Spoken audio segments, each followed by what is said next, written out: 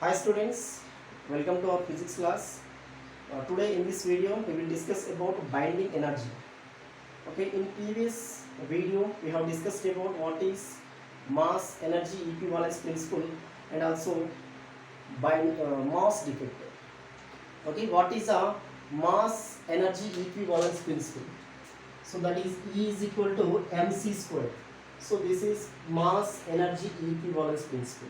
So this formula was proposed by Albert Einstein. Okay, mass and energy both are convertible. That means energy can be converted into mass and also mass can be converted into energy. Okay, for suppose if we take one atomic mass unit, one AMU mass. Okay, so this AMU mass, one AMU, when it converts into energy, how much energy it will give? So that is 931.5 mega electron volt. So this is our energy, 931.5 mega electron volts. So when one atomic mass unit of mass converts into energy, so this is the energy of that. So 931.5 mega electron volt. So what is the mass defect here? Mass defect. So mainly nucleus made up of, for suppose, so this is a nucleus. This nucleus made up of protons and neutrons. Okay, nucleus made up of nucleons. Nucleons means protons and neutrons are called nucleons. Okay, this nucleus made up of protons and neutrons. So what is the charge of the nucleus? That is a positive. So okay, the protons and neutrons forms nucleus. So now what is the mass defect here? So nucleus formed by protons and neutrons. See here, this is a proton, this is a neutron. So proton, it has certain mass, neutron, it has certain mass. So when we take the individual masses of these two, when we take the sum of these two individually, for suppose the mass of the proton is 10 units, just assume this. Mass of the neutron is 10 units. So then when we combine these two, when these two are combined to form a nucleus, so then what is the total mass of the nucleus? Actually when we add these two, so what is the total mass? 20 units. So when we combine these two, protons and neutrons, okay, this is a combination of protons and neutrons, that means this is a nucleus. So when we measure the mass after a combination of protons and neutrons, so it must give 20 units, but it will not occur practically. So it will give 18 units only. So where is the 2 units of mass? So this is a measured mass, that is a 20 units. This is the actual mass of the nucleus. This is the measured mass of the nucleus. So that means, so this is the sum of the all nucleons, the sum of the mass of all nucleons. This is the actual mass of the nucleus. So that means there is a defect here. So which is mass defect? So what is the difference between these two? 20 minus 18, that is 2 units. So the 2 units of mass disappeared here. So where it goes?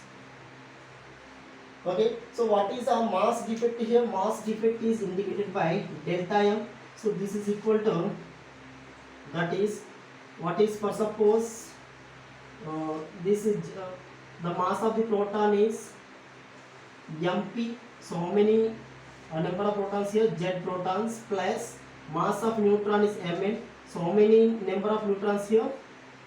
That is n number of neutrons. Okay, this is a measured mass of the nucleus. So minus actual mass of the nucleus. So okay, this is a mass defect.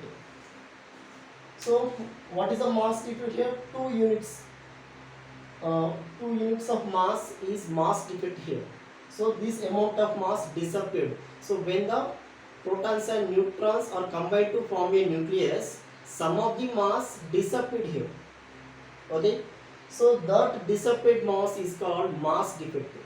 According to mass energy equivalence formula, so mass can be converted into energy. So here dissipated mass is converted into energy. So that energy is used to hold the protons and neutrons together in a nucleus. So that means this amount of energy, what is that? So mass, the energy equivalent of mass defective. So that much energy is used to break the nucleus into its constituent protons and neutrons.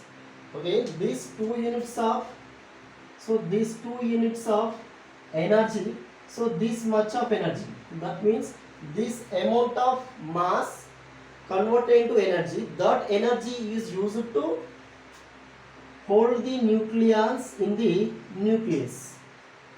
Okay, so when we supply 2 units, so this amount of energy, it will break into its constituent particles. Constituent particles are protons and neutrons. Okay, same amount of energy. So that energy is called binding energy. So what is the binding energy? The energy required to break the nucleus into its constituent protons and neutrons, and also the energy released when the protons and neutrons are combined to form a nucleus. So that energy is called binding energy. So okay, binding energy is defined as, binding energy is defined as the energy required, to break the nucleus,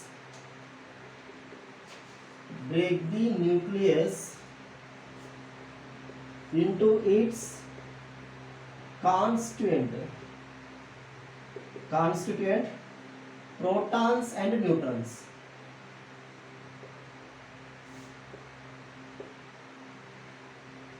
Okay, so this much amount of energy is used to hold the nucleons together in nucleus. Same amount of energy is used to break the nucleus into its constituent particles. So this energy is called binding energy.